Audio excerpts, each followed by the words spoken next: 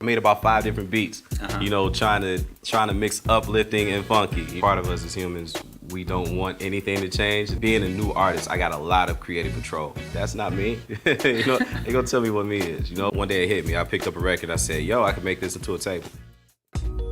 You're more than a pretty face, girl with a curvy shape.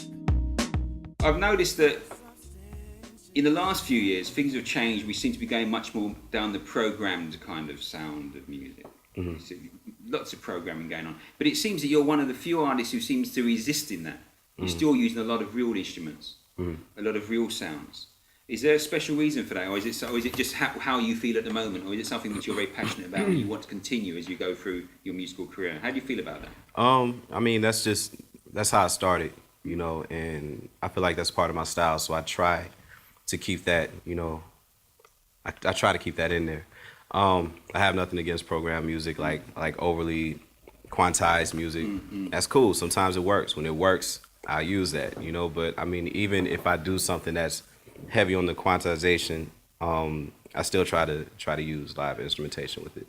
Why do you prefer the live instrumentation? What do you think it brings, which, you know, the quantization, the actual drum machine sound doesn't bring? Why do you prefer that? Or is that going back to your roots as to how you learn? Yeah, it's just how I learn. You know, that's my comfort. That's my comfort. So that's what I do. Because I was checking out and I was looking at which instruments you play, and I saw piano, trumpet, guitar. Yeah, a little bit. Yeah. Harmonica. Have you touched the harmonica for a long time? Or have you decided, it's been about 8 years since I touched the harmonica. Actually, I was cleaning out my back room and I found like 5 harmonicas. When did I buy these harmonicas? Why did I buy these harmonicas? I think, you know what it is? I think they look nice and they feel nice when you hold them. Yeah. There's something about a harmonica and it looks cool. Yeah. And you think, you know what, it can't be that difficult, is what you always think when you buy it. Yep, I'm sure I used all of them. I'm positive I used all of them like 1 week and then put them away. Yeah. The vocal harmonies are always very rich in your songs. Where does that come from? What has influenced you to use harmonies in that way? Sometimes I wonder, I think it might come from playing trumpet. It might come from playing trumpet, you know, in high school. I always gravitated more towards the second trumpet and the third trumpet because those were the harmonies. Those were the parts that made the song beautiful. You know, the parts that didn't necessarily stand out, they were in the cut, but it gave you that thickness in the harmony, you know. Yeah. So from there, from literally, it's the second and third trumpet you were playing. Yeah. So you were used to being in amongst those harmonies. I like being in the harmony as opposed to on top. I did first trumpet.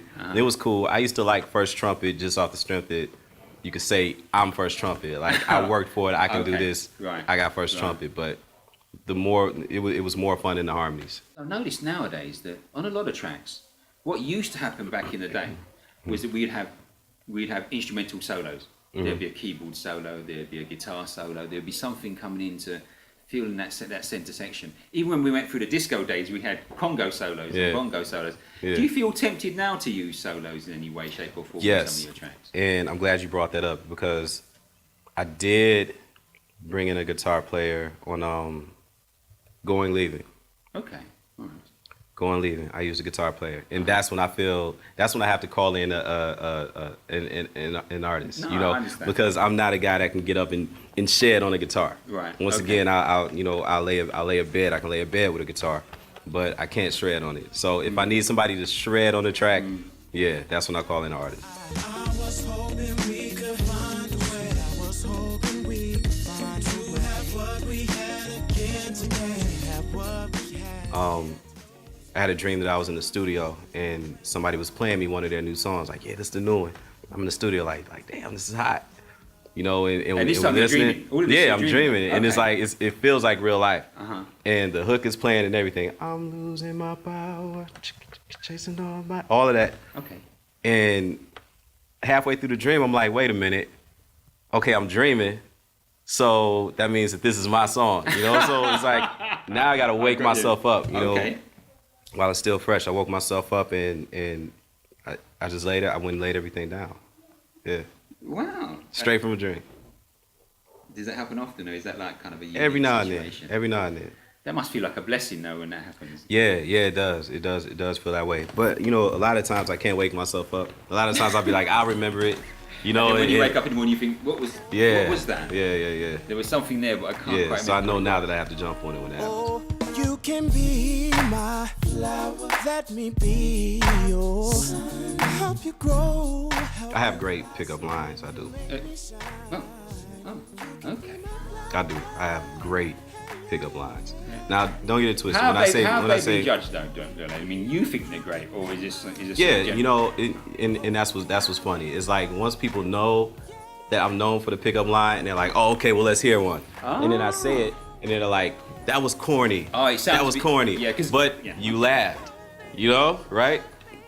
If you get them laughing, you're in there. Forget about it. Cancel Christmas. Well, I read somewhere about you've got this thing about fashion, Dwele. Some said, really? Yeah, I don't know what that was about. That's why I thought I'm going to ask you about it, because people were saying, well, he's a really fashionable guy. I'm not saying that. Well, I'm glad you've dressed up for this particular interview. Don't get me wrong. I can see you made an effort, but I've been told that you're like into Gucci and into wearing the nicer things in life. Yeah. So we thought, well, whilst you're in London, we want to make sure you go away with something which reminds you of London and which you can sort of take away. So we thought we're going to hand it over. It's been especially Gangster. done. Oh, nice. Check that out. Dwele on the side. That's hot. And if you look inside as well, you'll see, just in case any of your crew take it. Wow. This is dope.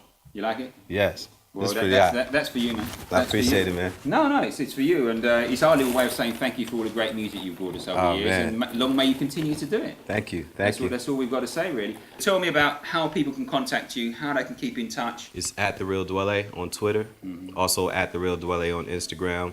You'll see a picture of this soon. DwelePressKit.com. Okay. Where you can go to stay up on like the travels and everything that's going on. Okay.